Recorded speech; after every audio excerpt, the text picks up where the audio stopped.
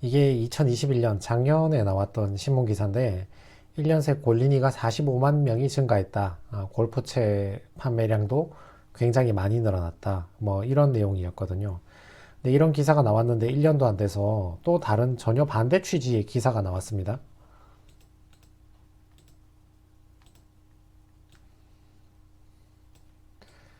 이번에는 2022년 기사인데 골린이가 이제 다시 이탈하기 시작한다. 골프채를 매물로 다 내놓았다. 뭐 여러 가지 이유가 있겠지만 아무래도 금리 인상이나 이런 것들 때문에 주식이나 코인은 오히려 곤도박질 치고 수익은 사라지고 시중에 풍부했던 유동성이 사라지기 시작하니까 기업도 긴축 경영을 확산하고 법인카드나 이런 고객도 점점 줄어드니까 골린이 고객도 점점 줄어들고 골프채들은 중고로 매물이 많이 나왔다. 뭐 이런 내용의 기사 같네요.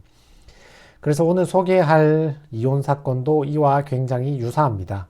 이렇게 골프를 좋아하고 채무를 증가시키고 무책임하게 소비를 많이 했을 때 이런 것들이 이혼 사유가 되는가? 여기에 대한 이혼 소송 얘기입니다. 저희가 71년생 남자분을 대리했습니다. 위자료를 지급하라. 그리고 재산분할 지급하라. 피고 엄마가 애를 키워라. 이런 식으로 저희가 위임을 받아서 소송을 시작했던 사건이죠. 이렇게 혼인관계 증명서를 제출을 해야 되거든요. 밑에 보면 배우자 이런 내용들이 전부 다 드러나 있습니다. 요거는 내가 내 배우자 것도 전부 발급받을 수 있기 때문에 혼자서 이제 소송하는 게 힘들지가 않죠. 배우자의 동의 없이도 얼마든지 소송을 시작할 수 있으신 거죠. 처음에 저희가 주장했던 게 여성분이 그런 스타일이었어요. 내 돈은 내 돈이고 네 돈은 우리 공동의 돈이다. 그러니까 내 돈은 건드리지 말고 내가 얼마 버는지는 너는 알 필요 없는 거고 네가 번 돈이나 나한테 가지고 와서 공동의 생활비로 쓰자.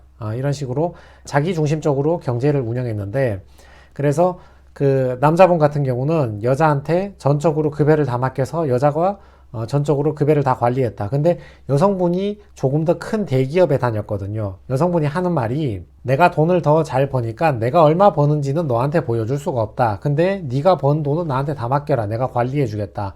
나보다 훨씬 못 벌면서 네가 어디서 큰 소리를 치느냐.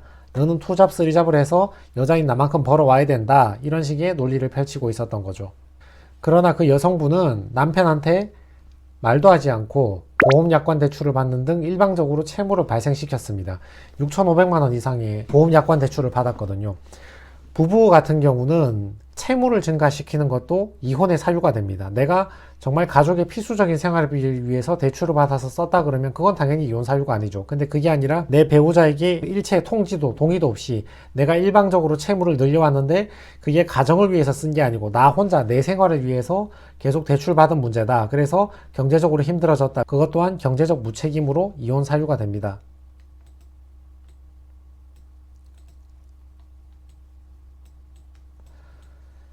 그리고 사치와 낭비 이런 것들도 전부 이혼 사유가 되거든요. 골프 자체가 사치나 낭비가 되는 것은 아닌데 우리 가정의 경제적 형편을 비교했을 때 좀 과하게 골프를 다니면 사치나 낭비로서 이혼 사유가 됩니다. 여성분이 자기는 워크숍을 간다. 이렇게 둘러대놓고 나중에 영수증 같은 거를 우연히 발견하게 됐는데 보니까 한 번에 거액을 골프샵에서 옷을 산다거나 장비를 산다거나 이런 식으로 많은 비용을 썼던 거죠. 그러면 여성분은 남편이 주는 생활비는 다 받아가지고 생활비로 다 써버리고 자기가 번 돈은 얼마인지 알려주지도 않고 자기 취미 골프를 위해서 다 써버리고 그리고 자기는 그것도 부족해서 자기 명의로 대출을 더 받아버리고 이렇게 하면 여성분은 생활비를 다 써버리고 자기 명의로 채무까지 진 거잖아요. 그러면 공동의 생활을 해야 되는 남편 입장에서는 그 채무까지 결국은 자기에게 어떤 식으로든 부담이 넘어올 것이니까 여성분의 그러한 경제적 무책임 또한 이혼 사유가 된다. 나중에 보니까 여성분은 1억 원 이상 약관 대출 이걸 받아서 과도한 채무를 지고 있었는데 골프 레슨 비용으로 한 번에 100만 원씩 결제를 하는 겁니다.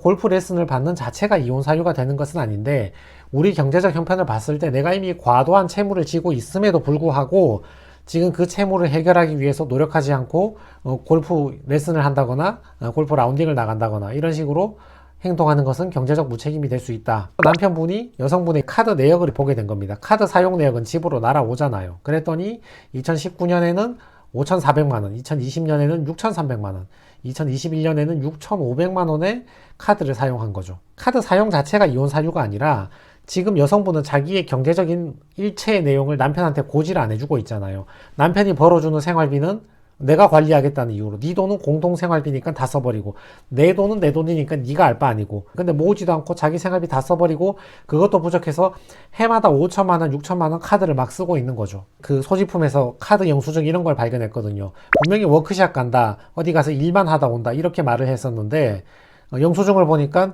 그 워크샵 간다는 바로 전날 레슨 비용이나 골프 장비를 구입하며 이렇게 사치스러운 생활을 하고 있었던 거죠. 자, 여기 보시면 신용카드 사용 내역 이런 거는 아내 명의로 집으로 카드 사용 내역서가 날아오잖아요. 그걸 증거로 제출해도 되고 또는 그런 게 없다면 법원에 금융정보 제출 명령 신청이나 사실조회를 통해서 내 배우자가 채무를 얼마나 발생시켰는지를 확인을 할 수 있거든요. 이건 이제 남편분이 처음부터 자료를 갖고 있었던 경우인데 2019년도에 5,400만 원 남편이 준 생활비는 다 써버리고 여자는 자기 생활비 하나도 안 모아놓고 카드를 계속 더 쓰고 있으니까 이렇게 과도한 채무가 증가하면 이런 것들은 이혼 사유가 됩니다. 여기 보시면 2021년에도 6,500만 원 2020년에도 6,300만 원 이렇게 경제적으로 무책임하게 계속 빚을 늘리는 것을 확인할 수가 있죠. 다만 이 남성분 같은 경우는 결국은 소취하를 했습니다. 이혼 소송을 하다가 자기 배우자하고 대화가 잘 되신 거죠. 물론 다행이죠. 이혼을 안 하게 됐으니까.